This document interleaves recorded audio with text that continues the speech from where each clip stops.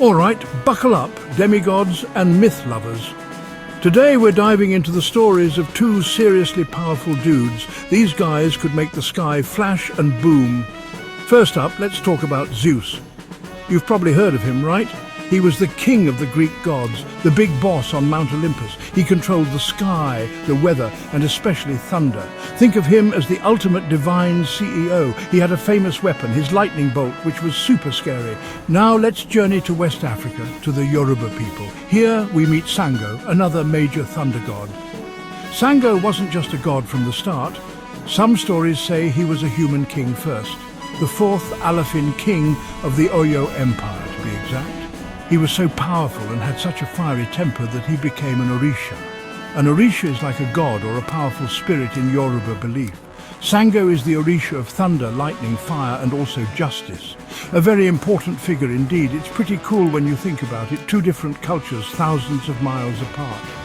Both looked up at the sky and imagined a powerful being in charge of storms. Zeus from ancient Greece, Sango from ancient Yoruba land. Both gods are associated with immense power and authority. They weren't always easygoing, but they were definitely respected and often feared. It shows how humans everywhere try to understand the forces of nature through amazing stories. These weren't just minor characters in their respective mythologies, oh no. Zeus was central to Greek religion and daily life. People built huge temples for him and held big festivals. Sango is still a major Orisha for millions. He's worshipped in Nigeria, Benin, Brazil, Cuba and many other places where Yoruba traditions spread. Their stories weren't just entertainment, they explained the world. They showed what people valued, like strength, leadership and sometimes a whole lot of divine drama. So how did these thunder-wielding bosses get their jobs? Zeus's early life was pretty dramatic. His dad Cronus was the Titan king. And Cronus had a nasty habit. He swallowed his children. Yeah, not exactly father of the year material. Zeus's mum, Rhea, got smart. She hid baby Zeus on the island of Crete. He grew up strong and secret. Then he came back and tricked Cronus into, well, upchucking his brothers and sisters. Talk about a messy family reunion. Sango's origin story is just as epic, maybe even more so. As mentioned, many believe he was a real human king, the third Alafin of Oyo, a mighty warrior and a bit of a showman. He was known for his charisma, but also for his quick temper. Some tales say he had magical abilities even as a human. He could supposedly breathe fire. Imagine that at a royal banquet. His reign was powerful, but it also had its share of conflict and intense moments, which eventually led to his deification. After freeing his siblings, Zeus didn't just get a thank you card. Nope. He led a massive war against Cronus and the other Titans. This was called the Titanomachy. 10 years of epic battles, gods versus Titans. Finally, Zeus and his Olympian buddies won. With the Titans locked away in Tartarus, the really bad part of the underworld, Zeus became the new king. He drew lots with his brothers, Poseidon and Hades. Poseidon got the sea, Hades got the underworld, and Zeus got the sky. Pretty good deal for him. Sango's path to godhood is also full of drama. One famous story tells how Sango, fascinated by magic, accidentally caused a lightning storm. This storm tragically killed some of his own family. Overcome with grief and possibly fear of his people's reaction, he left his palace. Some stories say he hanged himself in a forest, but his followers refused to believe this. They proclaimed Oba Koso, meaning the king did not hang. Instead, they said he ascended to the heavens to become the Orisha of thunder and lightning. A powerful, if tragic, transformation. When it came to powers, Zeus was loaded. His number one weapon was the thunderbolt. Forged by the Cyclopes, these bolts were like divine missiles. He could call down storms, control the winds, and make it rain. Or not rain, if he was in a mood. Zeus was also a master shapeshifter. He could turn into an eagle, a bull, a swan, even a shower of gold.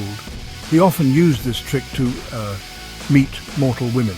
Besides raw power, he was also seen as the upholder of justice, oaths and hospitality. Sango's powers were equally impressive and fiery. He is the master of thunder and lightning, obviously. His symbol is the Sango, a double-headed axe representing swift and balanced justice. He doesn't just throw lightning, he embodies its wild, unpredictable energy. Sango also commands fire itself. He is said to have the ability to breathe fire, a testament to his fierce nature. As an Orisha, he brings justice, especially against liars, thieves and sorcerers. People trust him to protect the innocent and punish the wicked. Comparing their roles, both Zeus and Sango were top dogs. Zeus was the king of the Olympians, presiding over the other gods and goddesses. Sango is a highly revered and powerful Orisha within the Yoruba pantheon. Both are considered sky fathers commanding the heavens and celestial phenomena. They are symbols of ultimate authority and power in their respective cultures. They dispense justice, maintain order most of the time, and expect respect from both mortals and other divine beings. They are the ones you don't want to make angry. However, there are some interesting differences. Zeus was deeply involved in countless myths detailing his interactions with humans, heroes and other gods. His stories often explored broad themes of fate and divine law. Sango, while also interacting with humanity, is particularly connected to the history and lineage of the Oyo people. He was a king who became a god, so his stories often reflect ideals of leadership, charisma, and the responsibilities that come with power. His justice is often swift and very direct. The stories of Zeus tell us a lot about ancient Greek culture. The Greeks valued order and cosmic justice, which Zeus was supposed to represent, but they also loved drama, and Zeus's personal life was full of it. His affairs and arguments showed gods with very human-like flaws. This made the gods relatable, even if they were all-powerful. These myths explored complex ideas about power, authority, and the often tricky relationship between gods and mortals.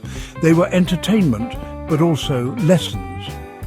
Sango's myths, on the other hand, reflect core Yoruba values. Strength, courage, and a strong sense of justice are central to Sango's character. His stories emphasize the importance of leadership, but also warn against the abuse of power. Sango's connection to fire and lightning highlights a deep respect for the formidable forces of nature. As an ancestor king who became an Orisha, he also embodies the Yoruba reverence for ancestors and the continuity between the spiritual and physical realms. He is a protector and a powerful symbol of Yoruba identity. The impact of these gods hasn't faded with time. Zeus is a superstar in modern literature, movies and video games. Just ask Percy Jackson. He's had a few run-ins. Zeus often appears as the ultimate symbol of power, sometimes wise, sometimes tyrannical. Sango, too, continues to inspire. His stories are retold in contemporary African literature, art and music. His powerful imagery and complex character resonate with artists and writers exploring themes of heritage, power and spirituality across the African diaspora. So, Zeus and Sango, gods of thunder from different corners of the world, still matter. They are more than just characters in old myths. They offer windows into how ancient cultures understood their world, their values and the very forces of nature. Zeus helps us connect with the ancient Greek mindset. Sango provides profound insights into Yoruba cosmology and traditions. Their thunderous presence continues to echo in our art, our stories, and our collective imagination, proving that great tales of power and divinity are truly timeless.